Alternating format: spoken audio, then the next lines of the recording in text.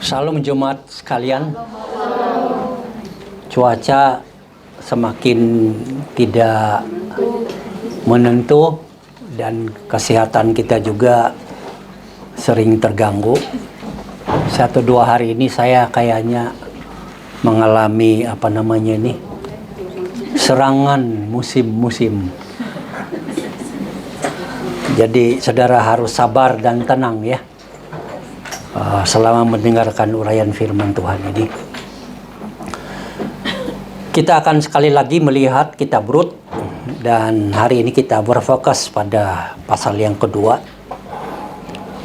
Di dalam pasal 2 ini ada banyak hal yang Tuhan mau bicarakan kepada kita, dan saya berdoa supaya kita semua dapat mengerti maksud Tuhan itu dengan baik dan dapat pula menerapkannya di dalam kehidupan kita.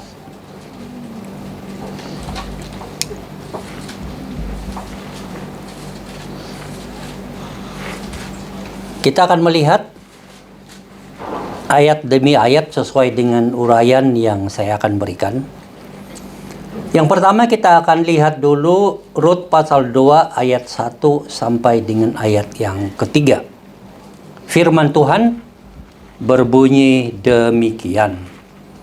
Naomi itu mempunyai seorang sanak dari pihak suaminya, seorang yang kaya raya dari kaum Elimelek, namanya Boas. Maka Rut, perempuan Moab itu berkata kepada Naomi, "Biarkanlah aku pergi ke ladang memungut bulir-bulir jelai di belakang orang yang murah hati kepadaku." Dan sahut Naomi kepadanya, "Pergilah, anakku." Pergilah ia lalu sampai di ladang dan memungut jelai di belakang penyabit-penyabit. Kebetulan ia berada di tanah milik Boas yang berasal dari kaum Elimelek. Dari bagian ayat yang baru saja kita baca tadi berbicara tentang pemeliharaan dan kedaulatan Tuhan. Kisah Rut dan Naomi menunjukkan pemeliharaan dan kedaulatan Tuhan dalam kehidupan umatnya. Terlepas dari keadaan mereka yang sulit, Tuhan bekerja di balik layar untuk membawa mereka ke tempat berkat dan penebusan. Saudara sekalian, Tuhan kita itu Tuhan yang baik, yang memiliki rencana indah di dalam kehidupan kita. Di dalam kisah Rut dan Naomi, itu luar biasa kedaulatan Tuhan. Di balik semua situasi sulit yang mereka hadapi, bahkan sesuatu yang betul-betul membuat hati itu pahit dan hidup itu sepertinya tanpa arah, ada karya Tuhan di baliknya. Ada maksud Tuhan di baliknya. Sehingga di saat-saat begitulah Tuhan membawa mereka kembali ke Bethlehem, ke tanah Israel. Di tempat yang pada saat itu sedang mengalami panen makanan atau berlimpah ruahnya makanan begitu. Ini adalah anugerah di balik hidup pahit yang mereka alami. Atau ayat yang sudah selalu kita dengar dalam kitab Roma 8:28 itu, Allah turut bekerja di dalam segala hal untuk mendatangkan kebaikan bagi mereka yang percaya kepadanya. Segala hal ini berbicara untuk semua hal baik yang Tuhan sudah kerjakan. Tuhan bisa memotivasi kita untuk terus mencari Dia. Juga berbicara tentang hal-hal buruk yang dialami. Itu terjadi dan itu bisa membuat kita pahit, membuat kita kecewa dan putus asa. Tapi Tuhan bisa mengubah pengalaman itu menjadi suatu kebaikan bagi kita. Entah itu mengajar kita untuk lebih kuat menghadapi hidup ini, atau Tuhan mau kita melihat pengalaman buruk itu dan kemudian memberikan kita hikmat bagaimana kita bisa menilai, bisa melihat tentang kehidupan kita dan masa depan kita supaya kita lebih berhati-hati. Jadi dalam hidup ini saya percaya setiap kita ini sudah mengalami pengalaman yang baik dan indah dan kita sangat bersyukur. Biarlah itu menjadi motivasi bagi kita untuk lebih mencari Tuhan, untuk lebih mengutamakan Tuhan. Tapi juga dalam hidup ini kita mengalami pengalaman-pengalaman yang buruk, yang membuat kita pahit dan sebagainya. Ada di antara saudara yang mengalami pengalaman ini? Angkat tangan dulu, angkat tangan. Jadi apa yang dikatakan oleh firman Tuhan adalah sesuatu yang real di dalam kehidupan. Nah, di saat mengalami pengalaman yang buruk, seburuk apapun itu, marilah kita belajar untuk percaya bahwa di balik semua ini pun ada sesuatu yang Tuhan mau karyakan bagi hidupku. Aku percaya bahwa Tuhan tidak pernah membiarkan, Tuhan tidak pernah meninggalkan saya. Ada rencana Tuhan yang Tuhan mau karyakan. Inilah iman kita. Dan kita sudah melihat tentunya pekerjaan Tuhan yang luar biasa itu. Dan kalaupun saat ini masih ada yang mengalami pengalaman buruk dan belum bisa melihat cahaya pertolongan Tuhan, percayalah, besok Tuhan akan wujudkan karyanya di dalam dan melalui kehidupan kita. Inilah yang kita lihat dari pengalaman Ruth dan Naomi. Di saat mengalami kehidupan yang sangat sulit, ya, suami meninggal dan sudah tidak ada siapa-siapa lagi. Tetapi di balik semua ini ada pemeliharaan Tuhan dan kedaulatan Tuhan atas mereka.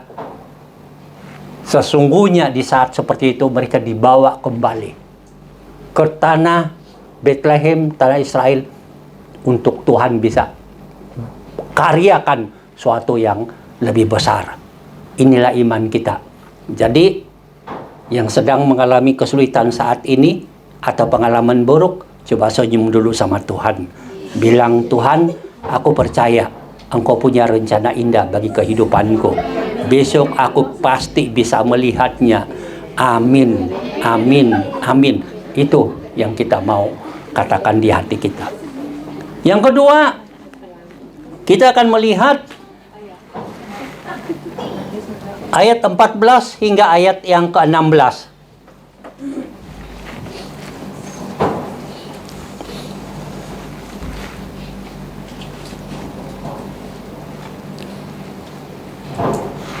Ketika sudah waktu malam, berkatalah Boas kepadanya, datanglah kemari, makanlah roti ini, dan celupkanlah suapmu ke dalam cuka ini.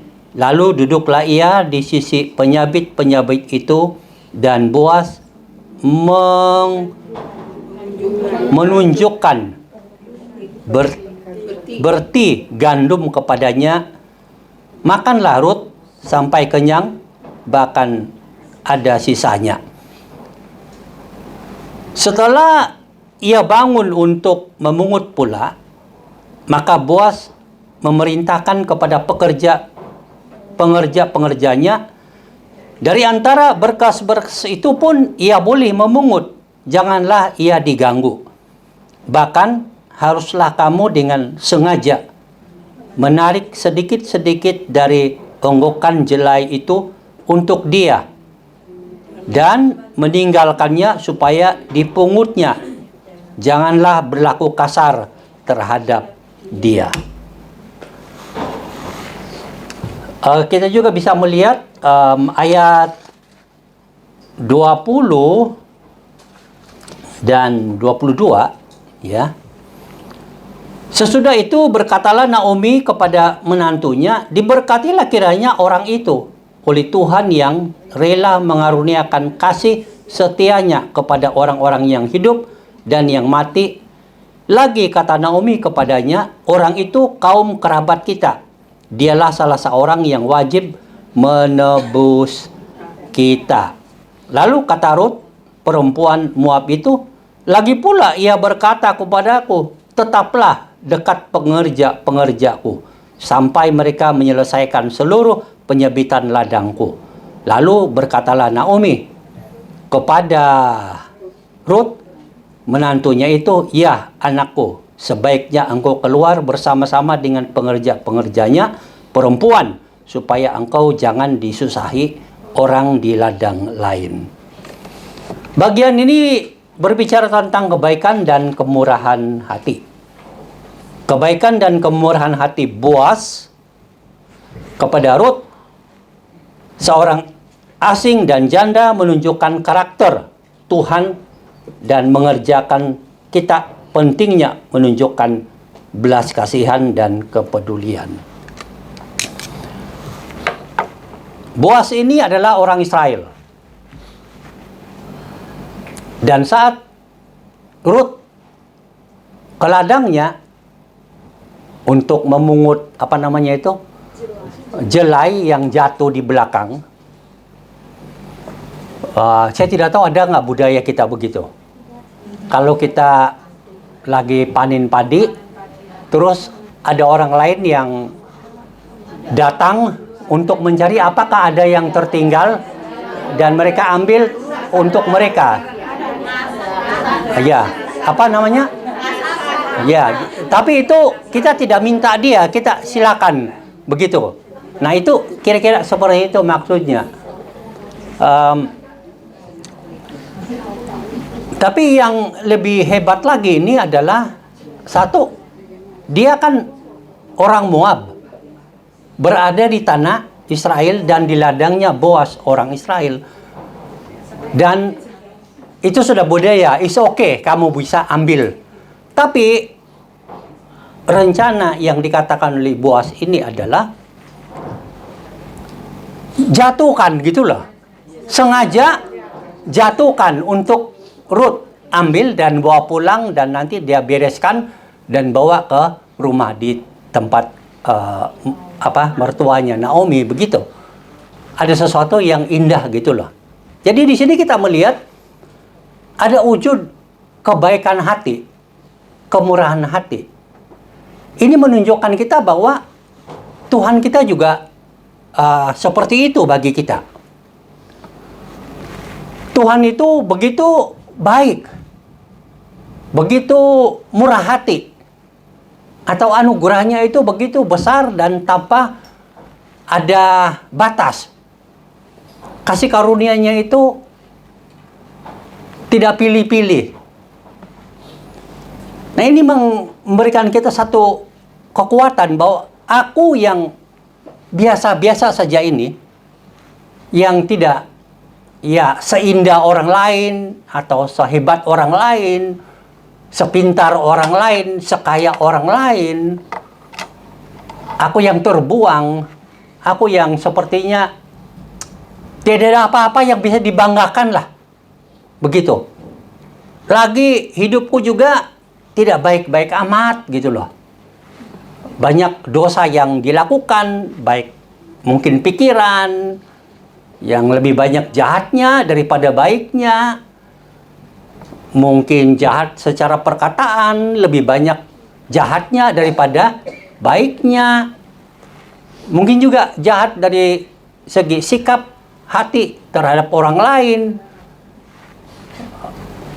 itu lebih banyak daripada hal-hal baik. Mungkin saudara ada pikiran seperti itu. Atau sukuku ini adalah suku yang tidak dipandang amat oleh orang lain gitu loh. Atau dalam suku-suku tertentu ada ada golongan orang yang lebih tinggi, menengah, dan rendah, atau semacam kasta lah. Dan kalau kasta tinggi melihat, ya udahlah, jangan peduli dia, ini orang pinggiran, kira-kira begitu. Atau mungkin saudara merasa, saya ini gagal di dalam pernikahan. Jadi orang melihat bahwa orang yang gagal dalam pernikahan ini sepertinya tidak ada artinya, tidak ada ya sudahlah, ini orang buangan, kayak begitulah, orang buangan gitu kan, janda-janda pinggir gitu. Ya, sudah tidak dianggap oleh orang gitu loh. Ya, sudah tidak dianggap oleh orang. Mungkin saudara berpikir ke arah itu. Tetapi satu hal yang kita belajar bahwa walaupun siapa kita ini di mata manusia, Tuhan melihat kita dan Tuhan baik kepada kita. Anugerahnya itu tidak dibatasi oleh rupa dan keadaan saudara. Kasih Tuhan tetap menyala, kasih Tuhan tetap terarah untuk saudara dan saya. Seperti dalam kisah ini, seperti Boas yang seharusnya kalau dari sisi manusia, bukan Israel, out. Begitu kan? Orang yang pungut-pungut, mengutip benih dari belakang, jangan. Seharusnya begitu. Malah kebaikannya luar biasa. Terima, dikasih makanan, dikasih minuman, dikasih sengaja jatuhkan. Nah, itu luar biasa lah. Makanya Naomi bilang kasih karunia Tuhan itu menyala dari hatinya Boas. Nah, itulah gambaran dari Tuhan kita. Jadi percaya dan imanilah. Apapun, sebanyak apapun kata-kata orang, sudahlah, biarkan mereka bernyanyi.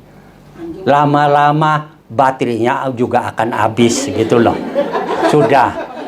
Saudara, jalan terus, nikmati hidup karena Tuhan mengasihi dan baik hati kepada saudara. Amin. Yang ketiga kita akan melihat Rut pasal 2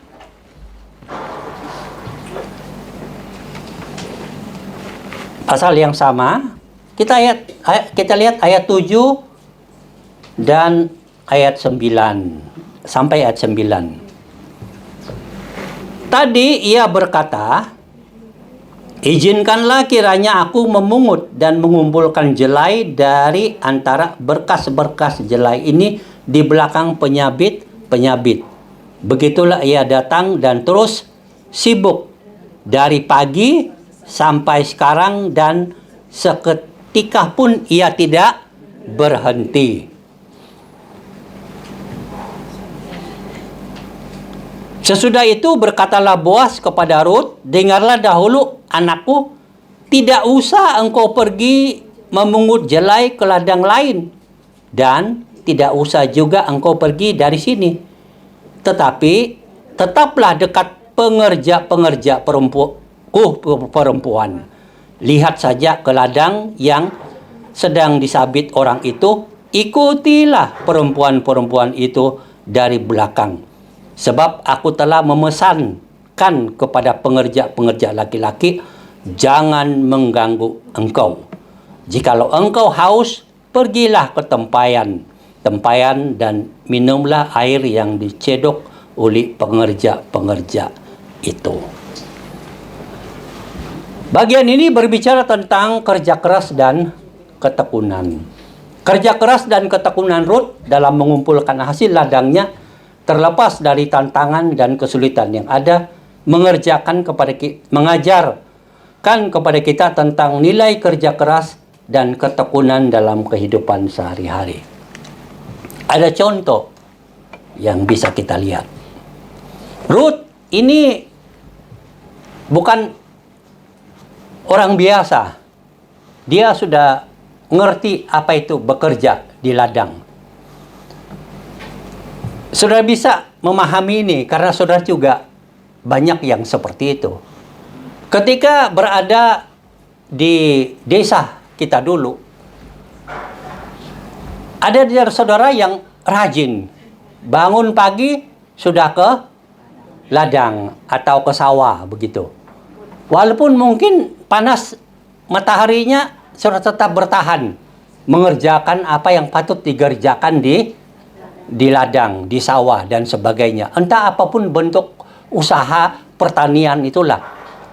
Tapi saudara, ada satu kerja keras.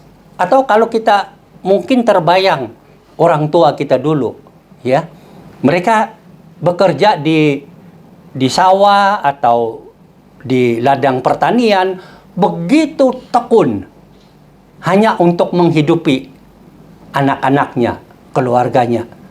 Tidak mengenal panas matahari dan sebagainya. Mungkin juga kalau yang hanya harus bekerja untuk sesuap nasi, mereka tetap bertahan demi keluarga. Itu yang kita lihat, yang kita bisa pikirkan. Saudara pernah bekerja di ladang sawah padi? Atau di pertanian yang lain? Angkat tangan yang pernah. Yang lain oke ya. Berarti ada ladang yang lain ya. Kopi kah, apakah, terserah lah pokoknya. Buah coklat kah, ya, kelapa sawit kah, is okay. Tapi ada pengalaman gitulah. Nah itu semua. Saya ada pengalaman bekerja di ladang sawah, ya, dari kecil sampai pokoknya begitu kita tetap semangat. Itulah hidup kita. Ya, kita tidak merasa malu atau apa karena bagi kita itu kehidupan keluarga. Ya kan? Kehidupan keluarga. Nah, di sini kita melihat Ruth ini dia tidak putus asa. Dia bekerja dengan tekun, bahkan dikatakan dari pagi sampai malam. Begitu tekun sekali. Dan Tuhan memberkati ketekunannya. Di mana Tuhan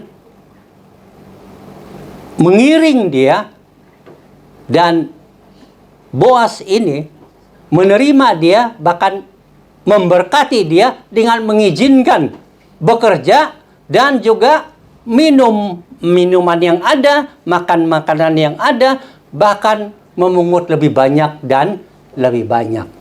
Jadi ada hati yang mau bekerja keras dan ada ketekunan untuk bekerja demi keluarga dan ada berkat yang Tuhan berikan.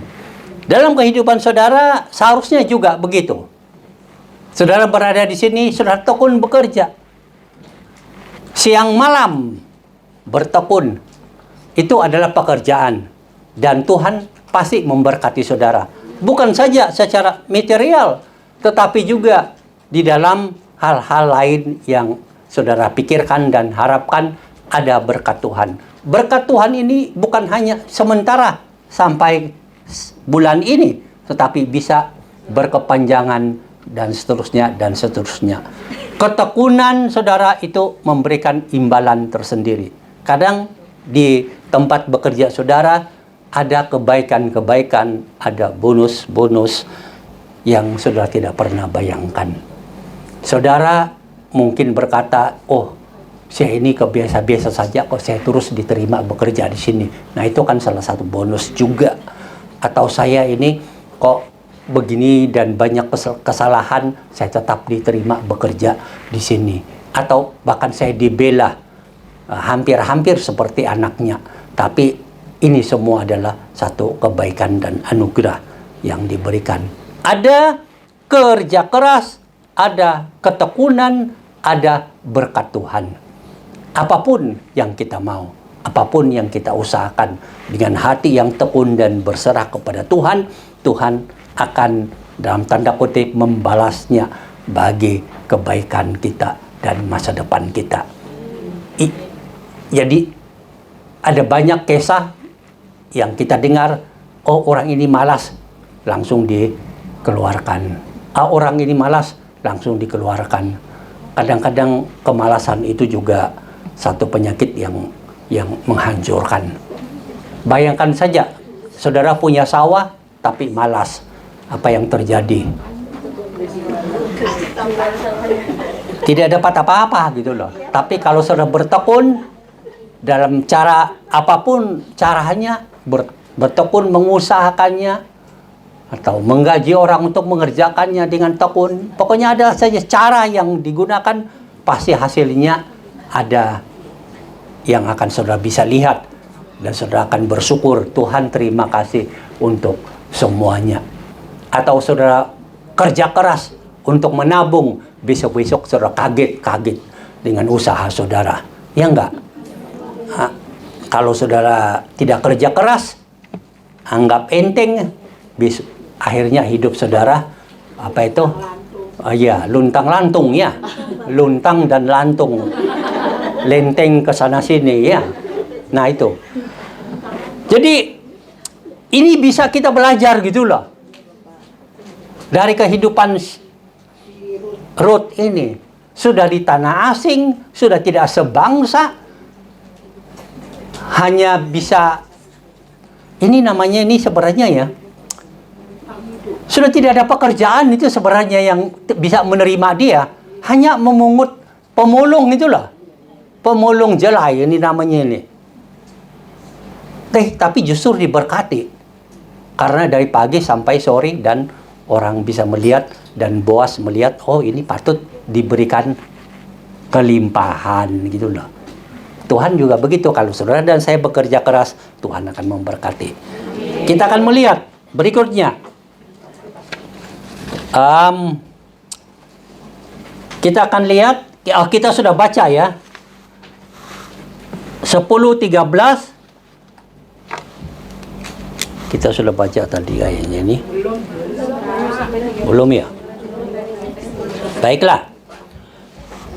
Lalu sujudlah Ruth menyembah dengan mukanya sampai ke tanah dan berkata kepadanya, "Mengapakah aku mendapat belas kasihan daripadamu sehingga Tuhan memperhatikan aku, padahal aku ini seorang asing?"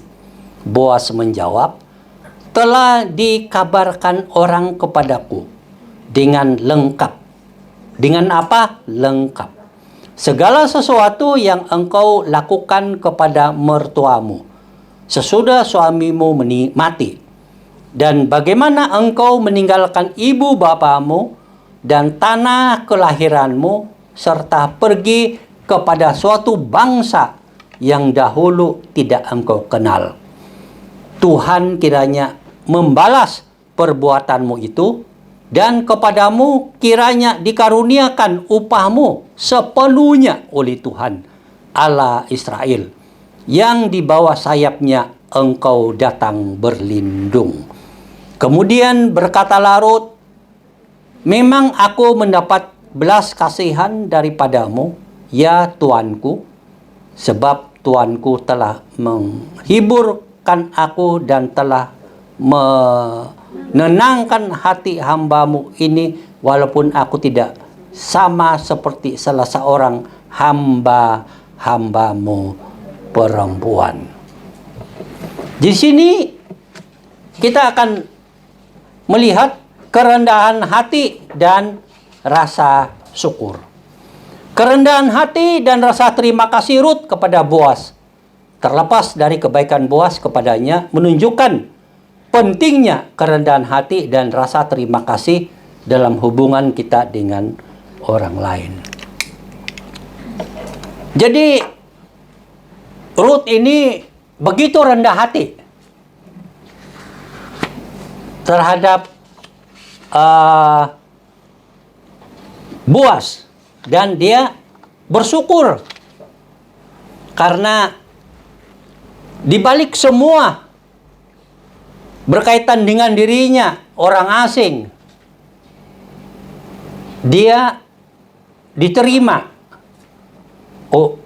untuk memungut jelai di ladangnya Boas. Bahkan diberikan banyak berkat atau pertolongan yang luar biasa. Dan dia merasa, aku ini siapa gitu loh. Kok bisa dikasih kemurahan hati seperti ini? Tapi dia mendapat kemurahan hati. Dia merasa, dia rendah hatilah di hadapan Boas. Dia tidak sombong, dia tidak memegahkan dirinya atau mengangkat dirinya lebih tinggi. Nah, apa yang kita bisa, dan lagi di sini dikatakan dia bersyukurlah, terima kasih kepada Boas karena menerimanya bekerja atau memungut jelai yang terjatuh di ladangnya. Di sini kita juga diajak oleh firman Tuhan untuk melihat diri kita yang paling dalam. Siapakah kita? Kita seharusnya jangan terlalu bangga dengan apa yang kita miliki atau apa yang kelihatan di diri kita. Marilah kita belajar untuk rendah hati. Saat kita rendah hati, maka kita dapat menghormati orang lain. Saat kita rendah hati, kita tidak mau memandang rendah orang lain atau menghina orang lain atau menunjukkan kata-kata yang tidak mengakui orang lain. Mungkin salah satu cara supaya kita bisa rendah hati adalah mari kita lihat bahwa kita ini pun ada kelemahannya, ada kekuatannya. Jadi saat saudara melihat kelemahan orang lain, kadang kita lupa kita punya kelemahan. Kita akan menjadi sombong, tinggi hati, dan merendah-rendahkan orang lain. Karena mungkin sikap hati kita itu tiada kerendahannya, terlalu sombong. Nah, tapi saat kita merasa siapa diri kita, kita pun ada kelemahan, maka kita tidak berani lebih tinggi dari orang lain. Dia memang ada kelebihannya. Amin, puji Tuhan. Tapi juga ada kekurangannya, ada kelemahannya. Aku mengerti, aku maklum, aku bisa menerima. Begitu. Anak-anak, kita juga ada kelebihan dan ada kekurangannya. Kita terima, kita kagum dan senang dengan kelebihannya. Kita juga maklumi kekurangannya, kelemahannya. Masing-masing kita ada kelebihan dan kekurangannya. Maka kita lebih seharusnya melihat diri kita dengan rendah hati. Dan salah satunya adalah merasa diri kita ada kelebihan, ada kekurangan. Supaya kita tidak memandang rendah orang lain. Nah, ini kerendahan hati. Aku ini siapa sih? Kata si Ruth. Aku ini orang asing, tapi kok diterima. Kata-kata itu sebenarnya menunjukkan kerendahannya. Bisa saja kan dia bilang, dia akan berkata, aku ini, apa namanya ini? Ibu mertuaku itu adalah Naomi. Naomi suaminya itu Elimelek. Elimelek itu adalah keturunan orang kaya-kaya di Israel. Kamu jangan main, aku ini bagian dari keluarga orang-orang kaya. Bisa aja dia buat begitu kan. Dan memang ada kebenarannya. Kan dari ayat pertama saja kita sudah lihat itu kebenarannya. Tapi dia tetap rendah hati. Nah, itu yang kita mau belajar. Jadi saat saudara melihat orang, lihat dulu diri sendiri. Dan juga bersyukur, dia bersyukurlah. Selalulah kita bersyukur untuk apa yang saudara sudah miliki. Bersyukurlah selalu karena sudah ada pekerjaan, sudah ada pendapatan sejumlah keuangan, sudah ada majikan. Majikan tidak sempurna, kita pun tidak sempurna. Majikan ada kelebihan dan kekurangan, kita pun ada kelebihan dan kekurangan. Ya, jadi itulah kita fair lah, ya kan? Adil gitu loh. Tidak terlalu bagaimana gitu loh. Dan kita bersyukur, oh Tuhan thank you, saya masih ada pekerjaan sampai saat ini. Umur saudara berapa? Ya, sudah menguning, tapi belum jatuh ya?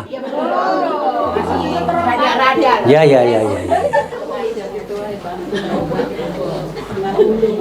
Ya, tapi ingat, di usia seperti ini pun Tuhan memberikan engkau pekerjaan dan pendapatan dan kesehatan. Itu semua kebaikan Tuhan kan?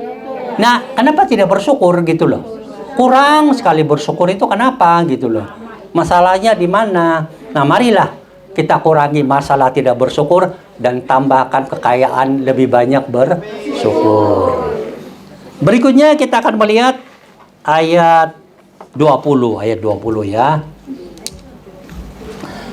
Udah jam berapa ini? Ayat 20 ya. Ayat 20 kita sudah baca, tapi kita baca lagi. Sesudah itu berkatalah Naomi kepada menantunya, diberkatilah kiranya orang itu oleh Tuhan yang rela mengaruniakan kasih setianya kepada orang-orang yang hidup dan yang mati. Lagi kata Naomi kepadanya, orang itu kaum kerabat kita, dialah salah seorang yang wajib menebus kita.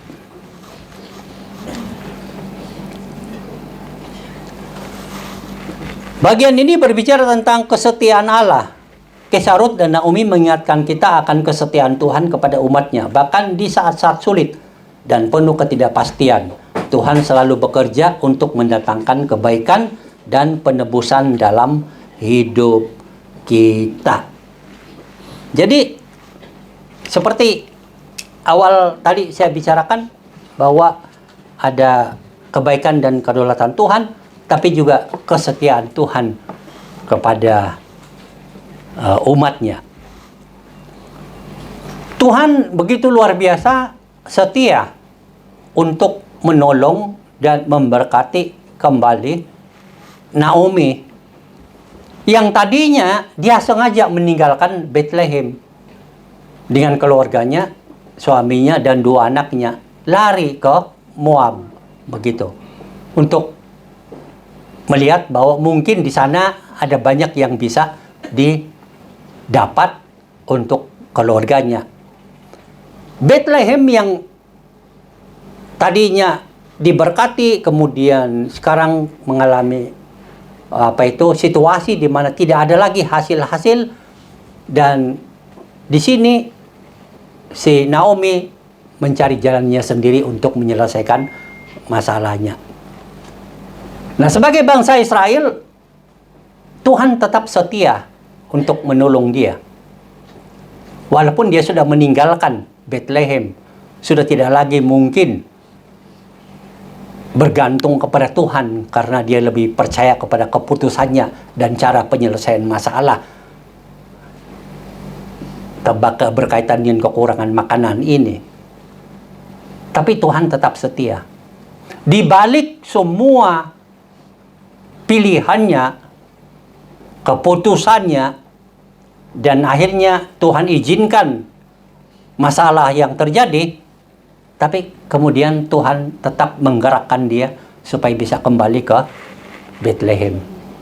Jadi sudah jatuh, Tuhan tetap setia dan membawa dia ke Bethlehem. Nah, ini kesetiaan Tuhan yang luar biasa kepada Naomi. Begitupun Rut.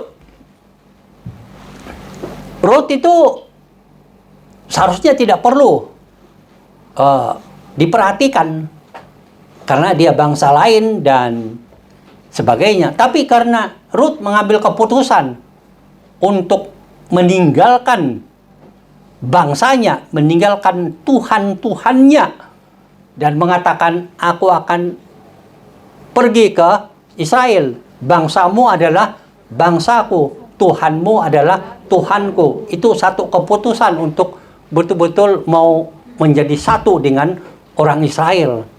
Dan Tuhan setia.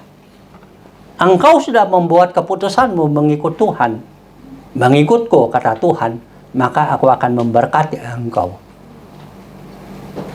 Memberkati dan membawa engkau ke tempat di mana engkau bisa dipulihkan. Nah, ini kesetiaan Tuhan yang luar biasa.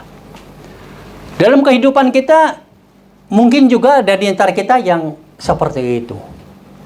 Kita sudah mengenal Tuhan dengan baik, atau ya boleh dikatakan oke lah pengenalannya, walaupun tidak terlalu baik, tapi oke lah. Artinya kita mengenal hal-hal yang utama di dalam kepercayaan Kristiani. Misalnya, Yesus Kristus itu Tuhan, aku percaya. Yesus Kristus itu mengampuni dosaku, aku percaya. Ini kan yang utama gitu loh. Ya. Tapi berjalannya waktu, tidak tahu angin apa yang melanda, taufan yang nomornya 50 barangkali, ya. Sehingga saudara itu hanyut begitu aja. Mengikuti dunia ini, mengikuti kepercayaan ini dan sebagainya, Saudara betul-betul hilang gitu loh. Ditelan badai gitu loh. Betul-betul hilang. Tapi Tuhan itu setia. Dengan titik awal sudah mengatakan Yesus itu Tuhan, Yesus itu dapat mengampuni dosaku, Yesus itu juru selamat, Tuhan setia kepadamu. Sehingga di dalam kehancuran sekalipun, bahkan engkau sudah meninggalkan dia, meninggalkan apapun, tangan Tuhan di situ. Memberikan saudara pengalaman yang bertubi-tubi, yang saudara rasa itulah menghancurkan sekali. Dan Tuhan bawa saudara kembali kepada dia. Ada yang ada pengalaman seperti itu? Banyak? Dibawa kembali kepada Tuhan. Ya, itu menunjukkan apa? Saat saudara percaya kepada Tuhan, Tuhan akan setia kepada saudara dan membimbing saudara kembali kalau saudara sudah jatuh. Sudah melupakan Tuhan, Tuhan akan bimbing kembali. Meninggalkan Tuhan, Tuhan akan memimpin untuk kembali. Kesetiaan Tuhan untuk membangun dan memimpin umatnya itu luar biasa. Imanilah itu. Jadi saat saudara sementara mengalami hal-hal buruk, tenang. Kesetiaan Tuhan itu tetap terulur. Ya, pintu gereja tetap terbuka untuk saudara. Pintu surga tetap terbuka untuk saudara. Dan tangan Tuhan Yesus senantiasa terulur untuk saudara. Kapan saudara kembali? Ya, tanggal mainnya itu nanti. Urusan Tuhan dan urusanmu, kesadaranmu kapan engkau kembali. Begitu aja. Nah, kalau saudara sudah betul-betul sekarang ini sudah sadar kembali kepada Tuhan, kesetiaan Tuhan akan terus nyata di dalam kehidupanmu. Amin. Luar biasa bukan?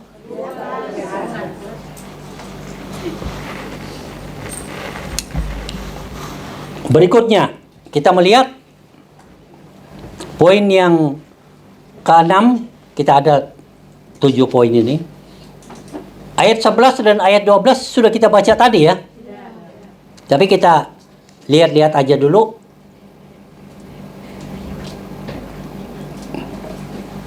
Sebelas 12. Boas menjawab, telah dikabarkan kepadaku dengan lengkap segala sesuatu yang engkau lakukan kepada mertuamu sesudah suamimu mati, dan bagaimana engkau meninggalkan ibu bapamu dan tanah kelahiranmu, serta pergi pada suatu bangsa yang dahulu tidak engkau kenal. Tuhan kiranya membalas perbuatanmu itu, dan kepadamu kiranya dikaruniakan upahmu sepenuhnya oleh Tuhan Allah Israel yang di bawah sayapnya engkau datang berlindung.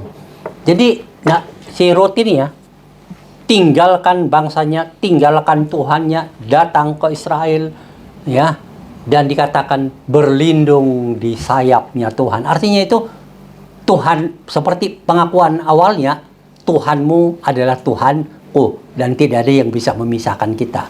Nah, itu pengakuan iman yang luar biasa. Jadi di sini kita akan melihat suatu penerimaan dari bangsa Israel atau Boas ini. Kisah Rut seorang Moab yang diterima dan diikutsertakan dalam komunitas umat Tuhan, mengajarkan kita tentang pentingnya menyambut dan menerima orang lain tanpa memandang latar belakang dan bangsa atau etnik mereka. Jadi saat Rut seorang Moab itu ikut Naomi ke Bethlehem, akhirnya Naomi dan masyarakat di sekitar itu, bahkan Boas sendiri menerima dia menjadi bagian dari bangsa Israel. Seperti yang saya katakan kemarin, memang ada upacara khusus untuk bisa diterima. Tapi ini semua adalah penerimaan. Nah, kita juga kadang ada kecenderungan untuk tidak bisa menerima orang lain dalam komunitas atau dalam kehidupan kita. Mungkin ada pengalaman buruk, pahit, ya biasalah barangkali. Tapi kadang kita melihat siapa orang itu. Sukunya apa, bangsanya apa, keturunannya apa, dari kampung mana, Jawa Timur atau Jawa Tengah, itu kan? Atau Indonesia Timur, dari mana ini orang ini? Dari Kupang, dari Manado, dari Batak, dari Medan, dari mana ini orang? Kadang kita dengar banyak cerita, langsung kita pudar kita punya penerimaan. Nah, marilah kita belajar untuk bisa menerima siapapun dalam komunitas kita. Apapun sukunya, apapun bangsanya, biarlah mereka menjadi bagian dari kita di sini. Dan kalau mereka percaya kepada Tuhan, biarlah Tuhan sendiri yang memimpin dia untuk terus bertumbuh. Kita hanya menjadi sarana untuk menolong dia bertumbuh, mengenal Tuhan lebih baik. Kita komunitas, kita bisa menerima siapa saja. Kita bisa bekerja sama dengan siapa saja. Hanya doa kita supaya satu saat dia mengenal Tuhan Yesus dengan lebih baik. Itulah sebabnya kalau kita membuat kebajikan, kita tidak mau pilih-pilih orang. Ya kan? Kamu mau siapa? Bangsa kamu apa? Keturunan kamu apa? Siapa orang tua kamu? Tidak ada pertanyaan begitu. Ya kan? Yang ada adalah kalau dia bilang saya sakit, ya saya mau ketemu dokter, langsung dimasukkan dalam daftar. Kita tidak perlu apa. Itu namanya itu menerima siapa saja dalam komunitas pelayanan kita di dalam kebajikan kesehatan dan sebagainya. Mari kita memiliki hati yang seperti itu. Kita jangan lihat ini suku, ini lebih tinggi, ini lebih kering, kurus, lebih apa. Jangan. Terima saja semua orang. Ya begitu. Jadi penerimaan satu dengan yang lain, etnik terimalah. Makanya saling mengasihi di dalam Yesus itu loh. Dia anak Tuhan, saya anak Tuhan, dia orang percaya Tuhan Yesus, saya percaya Tuhan Yesus, kita terima semuanya. Ya kan?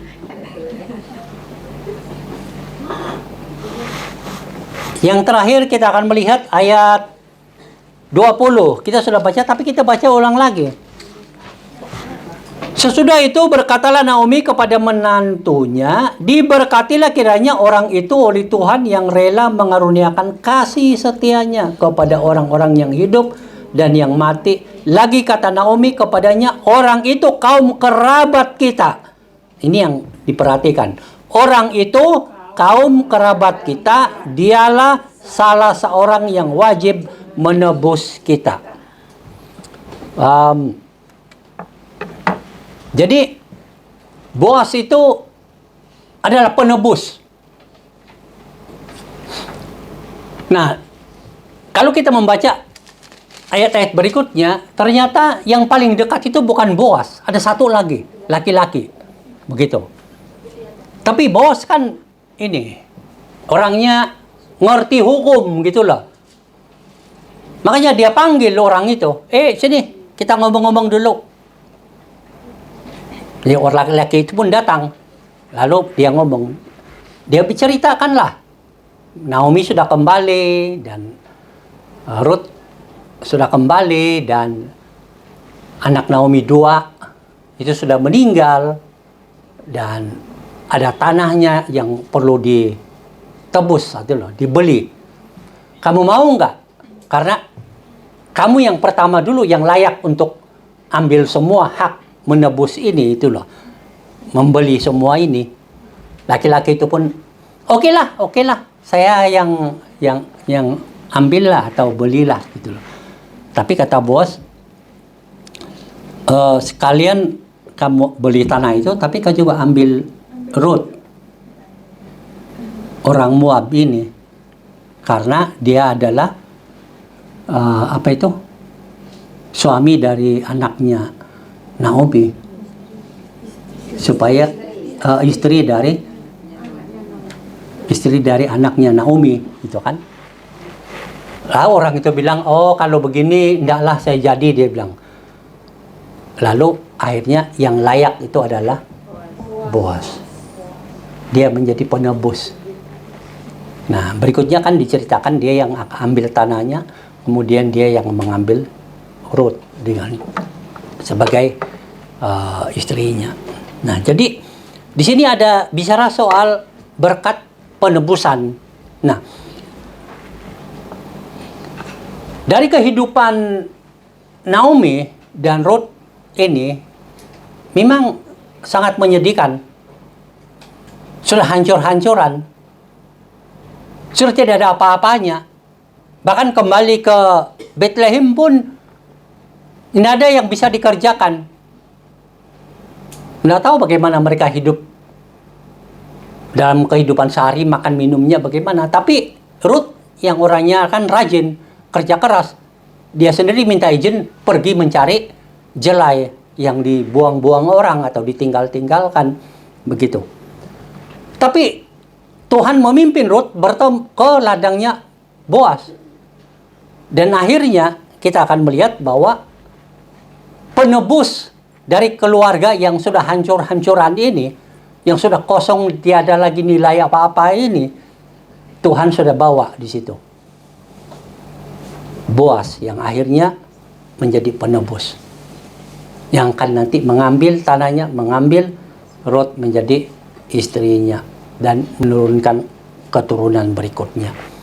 Ini memberikan kita satu gambaran bahwa sesungguhnya kalau kita lihat ayat firman Tuhan ya di dalam kitab Galatia ya, bahwa Kristus juga adalah penebus bagi kita. Kitab Galatia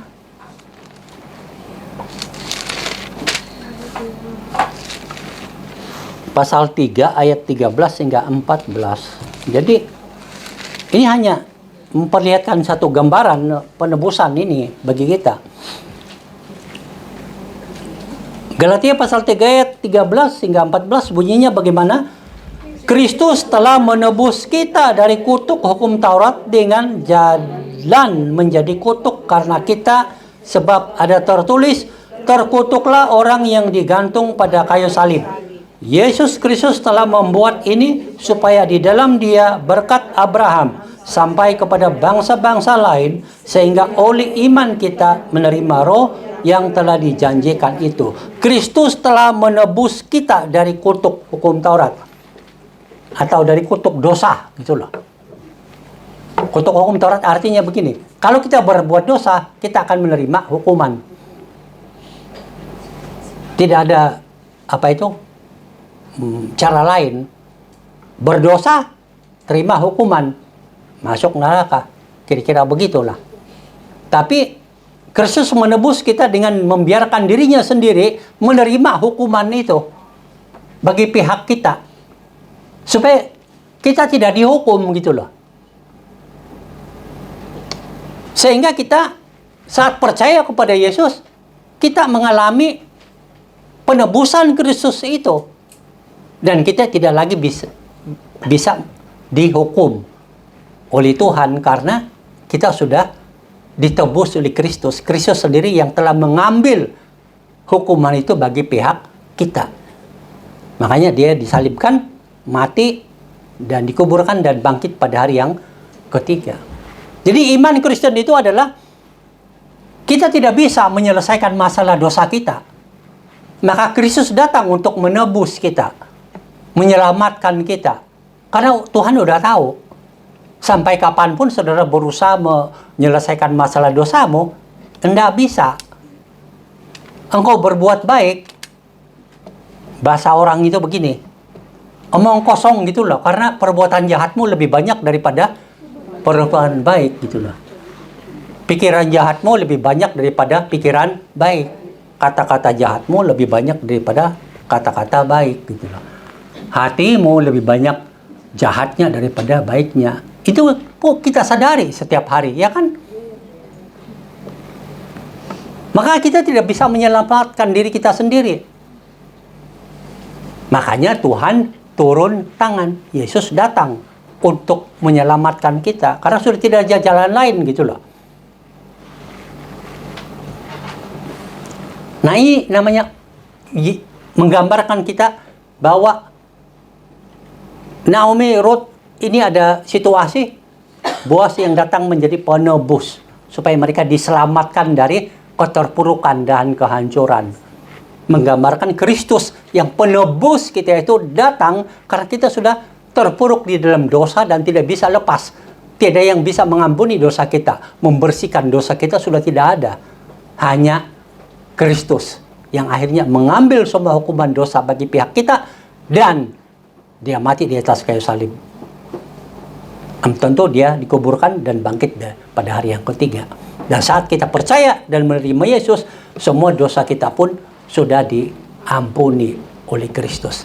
Jadi kita tidak akan lagi menerima hukuman neraka itu. Indah bukan? Jadi kalau saudara tidak mau masuk neraka, ya percaya kepada Yesus lah. Tapi kalau saudara mau coba-coba masuk neraka, ya silakan.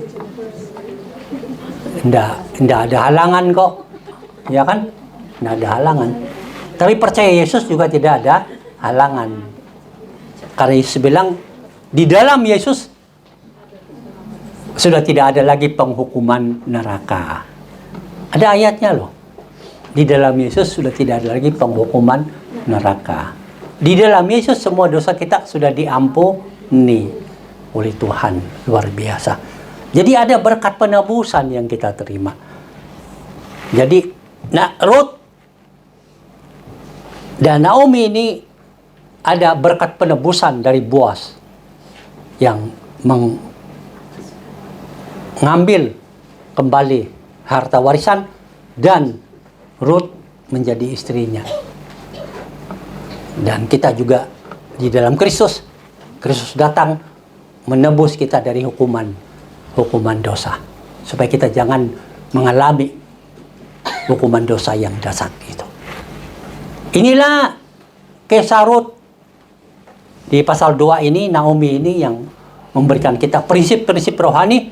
Kiranya ini membimbing kita untuk terus memiliki hati yang termotivasi mengikut Tuhan Yesus sampai akhir hayat kita. Dan bagaimana kita melihat dan menilai jalan hidup kita sehari-hari, mari kita belajar dari prinsip-prinsip yang sudah kita pelajari ini. Mari kita bersatu di dalam doa.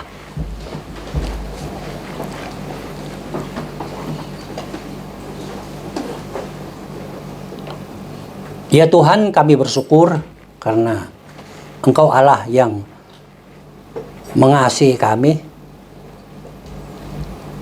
Allah yang menerima kembali kami saat kami kembali percaya kepada Engkau.